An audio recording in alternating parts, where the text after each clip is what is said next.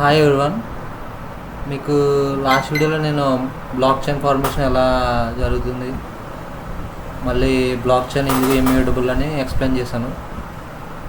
ఈరోజు ఏంటంటే మనం P2P నెట్వర్క్ గురించి చూద్దాం. What is P2P network? First P2P network ముందు తెలుసుకునే ముందు మనం సెంట్రలైజ్ నెట్వర్క్ అంటే ఏంటో తెలుసుకుందాం.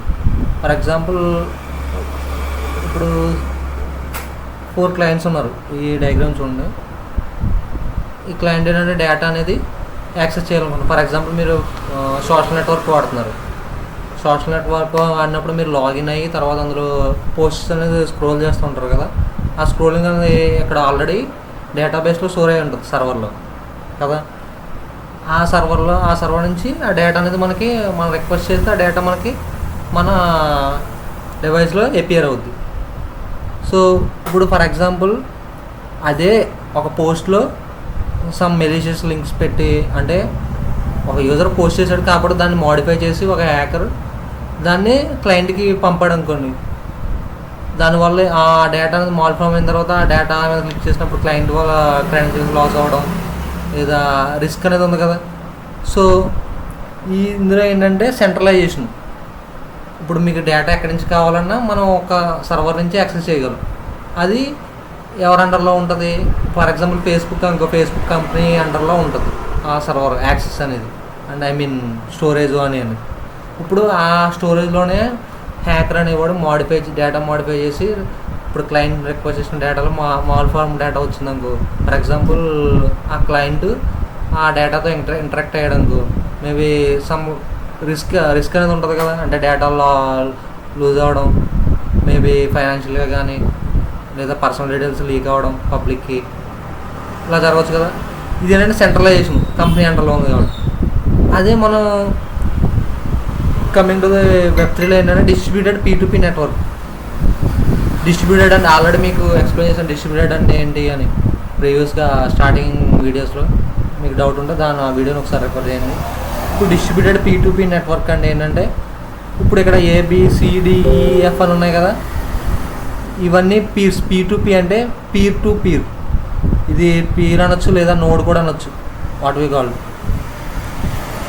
ఇక్కడ ఏంటంటే డేటా అనేది సెంట్రలైజేషన్ అయ్యి ఉండదు. అంటే మీ ఏదైనా యాక్సెస్ చేయాలంటే డేటా అనేది ఏంటంటే డిస్ట్రిబ్యూట్ అయి ఉంటుంది అనమాట. ఫర్ ఎగ్జాంపుల్, A అనేది ఒక పీర్, B అనేది ఒక పీర్ కదా. Equal priority. P2P means peer to peer. Here there is no centralization. ఇక్కడ ఏమన్నా సెంట్రలైజేషన్ ఉందా? ఇక్కడ బ్లాక్ చైన్ మొత్తం డిస్ట్రిబ్యూట్ అయి ఉంది. ABCDE సేమ్ బ్లాక్ చైన్ ABCDEFలో రన్ అవుతుంది అనమాట. Every peer of our network have equal place or equal priority. ఇందులో ఈ నెట్వర్క్లో ఏంటంటే ఏకి ఎంత ఈక్వల్ ప్లేస్ ఉంటుందో బీకి కూడా సేమ్ ఈక్వల్ ప్రయారిటీ. ఏలో ఉన్న బ్లాక్ చైన్ బీలో కూడా రన్ అవుతుంది కదా, same. If you want, for example, ఈ ఉంది కదా, he wants data requesting A or F. Every peer is acting as a server. ఇప్పుడు ఈ ఉన్నది కదా, ఈ డేటా కావాలనుకోండి, దేని నెక్స్ట్ ఈ సీని కానీ ఈ ఎఫ్ని కానీ లేదా ఏని కానీ దీన్ని దాన్ని రిక్వెస్ట్ చేస్తుంది డేటాకి. అంటే ఇక్కడ డేటా అనేది డిస్ట్రిబ్యూట్ అయి ఉంది. ఇప్పుడు ఏ దగ్గర దొరకకపోతే ఎఫ్ నుంచి వస్తుంది, సేమ్ డేటా కదా. Every peer acting as a server కాబట్టి మనం ఏం చెప్పొచ్చు, దీన్ని every peer acting as a server అనొచ్చు. ఇఫ్ హ్యాకర్ మోడిఫై ద ఈ peer block chain data, for example ఈ ఉంది కదా, ఈ పీర్ దగ్గర డేటా అనేది హ్యాకర్ మోడిఫై చేశాడు అనుకో, then remaining peers check are request to the ఈ పీర్. అప్పుడు ఏం చేస్తాయండి, ఇప్పుడు ఈ డేటాలో మోడిఫై చేశాడు కదా హ్యాకర్, అప్పుడు ఏం చేస్తుంది, ఈ రిమైనింగ్ బ్లాక్స్లో కూడా సేమ్ డేటా ఉంది కాబట్టి ఆ రిమైనింగ్ పీర్స్ అన్నీ ఏంటంటే రిక్వెస్ట్ని కంపేర్ చేసుకుంటాయి అనమాట. ఈతోటి మీలో డేటా ఏదో మాల్ఫామ్ అయింది అని చేసి దాన్ని మోడిఫై చేసి మళ్ళీ ప్రీవియస్గా కానీ ఒరిజినల్ డేటాకి తీసుకొస్తాయి. So your block data was changed, so it's wrong data, please correct it అంటే రివర్స్లో గైడ్ చేస్తాయి అనమాట. So there is no chance for hacking black.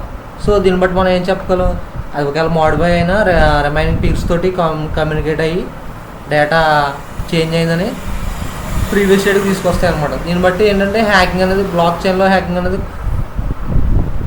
Chances తక్కువ అనమాట. అంటే నాట్ పాసిబుల్ ఇందులో. ఇది distributed P2P network. Next topic వచ్చి మైనింగ్. ఈ మైనింగ్ ఎలా చేస్తామని చెప్తాను. ఈ మైనింగ్ అంటే ఏంటంటే ఫర్ ఎగ్జాంపుల్ ఇందులో ఏంటంటే మనం మెయిన్గా చేసేది బిట్కాయిన్ మైనింగ్ చేస్తాం కదా. బిట్కాయిన్లో బ్లాక్ చైన్ మైనింగ్. ఈ బిట్కాయిన్ కూడా బ్లాక్ చైన్ బేస్డే కదా, కాబట్టి బిట్కాయిన్ అది ఒక బిట్కాయిన్ స్క్రిప్ట్ అనే లాంగ్వేజ్తో డెవలప్ చేశారు. కానీ టెక్నాలజీ వాడితే బ్లాక్ చైన్ టెక్నాలజీ. ఇందులో ఏంటంటే ఫర్ ఎగ్జాంపుల్ ఒక ట్రాన్సాక్షన్ చేసాం Web3లో. అంటే ఫర్ ఎగ్జాంపుల్ ఒక బిట్కాయిన్ మీకు వేరే ఫ్రెండ్కి కానీ వ్యక్తంగా ఒకరికి పంపారు త్రూ ద వాలెట్ ద్వారా. వాలెట్ కానీ ఏదైనా వచ్చు. వాలెట్స్ అంటే ఎలా ఉంటాయంటే ఇది మెటామాస్క్. ఇది నా మెటామాస్క్ డెమో కోసం మీకు చూపిస్తున్నాను ఎట్లా ఉంటుందని. మెటామాస్క్ ఇది ఏంటంటే మన బ్యాంక్ అకౌంట్ లాగా. మన బ్యాంక్ అకౌంట్లో ఏం చేస్తాం, మన అమౌంట్ని సేవ్ చేసుకుంటాం కదా, కానీ అక్కడ రూపీస్లో ఉంటుంది. ఇక్కడ ఏంటంటే డిఫరెంట్ కరెన్సీస్ ఉంటాయి. అంటే ఎథీరియం అని ఇక్కడ చూడండి, ఎథీరియం. ఈ ఎగ్జాంపుల్గా కాయిన్స్ అనమాట. డిఫరెంట్ కరెన్సీ ఉంటుంది. కాయిన్స్ బ్లాక్ చైన్స్లో ఉంటాయి అన్నమాట. సో ఇప్పుడు మనం ఒక ట్రాన్సాక్షన్ ఈ వాలెట్ ద్వారా నేను ఒక్కొక్కరికి ట్రాన్సాక్షన్ పంపించాను అనుకోండి. ఇక్కడ సెండ్ అనే ఆప్షన్ ఉంది కదా, ఈ సెండ్ అనే ఆప్షన్లో ఇక్కడ ఎంటర్ ద పబ్లిక్ అడ్రస్ అడుగుతుంది కదా. ఈ అడ్రస్ ఉంది కదా, ఈ వేరే వాళ్ళ అడ్రస్ సేమ్ ఇట్లాగే ఉంటుంది. ఆ అడ్రస్ని కాపీ చేసి పేస్ట్ చేసి సెండ్ చేశాను అనుకోండి. ఇప్పుడు ఆ ట్రాన్సాక్షన్ని ఎవరు వ్యాలిడేట్ చేస్తారంటే మైనర్స్. ఇప్పుడు ఒక ట్రాన్సాక్షన్ చేసాం ఒకసారి, ఇక్కడ ఒక ట్రాన్సాక్షన్ చేసినప్పుడు ఆ ట్రాన్సాక్షన్ని ఎక్కడికి వెళ్తుందంటే ఫస్ట్ దానికి ఒక సాల్వ్ ద మ్యాథమెటికల్ ప్రాబ్లం. ఈ బ్లాక్ చైన్ అనేది ఏంటంటే హ్యాషెస్ మీద డిపెండ్ అయ్యి వర్క్ చేస్తుంది కదా. ఇప్పుడు ఆ ట్రాన్సాక్షన్ వెళ్తుంది మైనర్స్ దగ్గర. ఇప్పుడు మైనర్స్ ఏం చేస్తారంటే, మైనర్స్ అంటే ఇప్పుడు ABCD మనం కూడా మైనర్స్ అవ్వచ్చు. ఇప్పుడు వాళ్ళు ఏం చేస్తారంటే ఈ ప్రాబ్లం సాల్వ్ చేయడానికి ట్రై చేస్తూ ఉంటారు. ఈ ప్రాబ్లంని ఎవరైతే సాల్వ్ చేస్తారో ఆ సాల్వ్ చేసిన బ్లాక్ యాడ్ అవుతుంది కదా.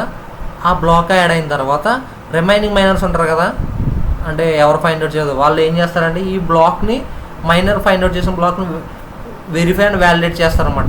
అది ఒరిజినల్ బ్లాకా కాదా అని వ్యాలిడేట్ చేసిన తర్వాత ఆ ట్రాన్సాక్షన్ అనేది సక్సెస్ఫుల్ అవుతుంది.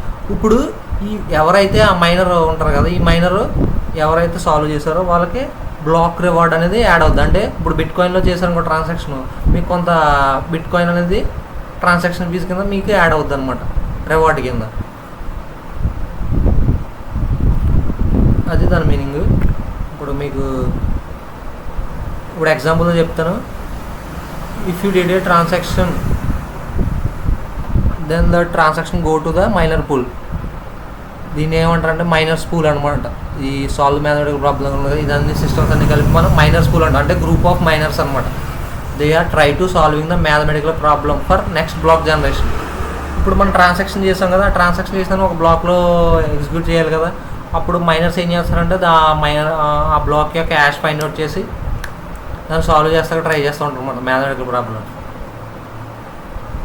If miner solved the problem first then remaining miners are verify and validate. ఇందాక చెప్పింది మీకు వ్యాలిడేట్ చేస్తారండి.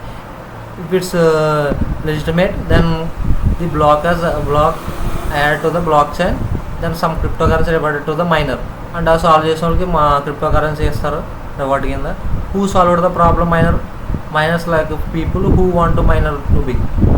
ఇది ఎవరైనా అవ్వచ్చు, మైనర్స్ అనేది మనం కూడా అవ్వచ్చు.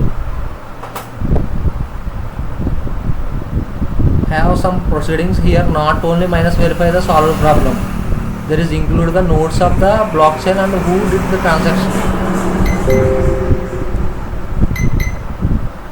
ఇక్కడ ఏంటంటే ఓన్లీ మైనర్సే వెరిఫై చేయు solved problem. There is including the nodes of the block chain.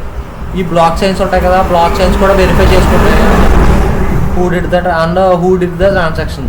అంటే ఇప్పుడు మనం ట్రాన్సాక్షన్ చేసాం కూడా అది అయ్యిందా లేదా అని సక్సెస్ఫుల్గా, అంటే పంపించిన తర్వాత రిసీవ్ అయిందా లేదా అని. రిసీవ్ అయితే అది సక్సెస్ఫుల్ అయినట్టే కదా.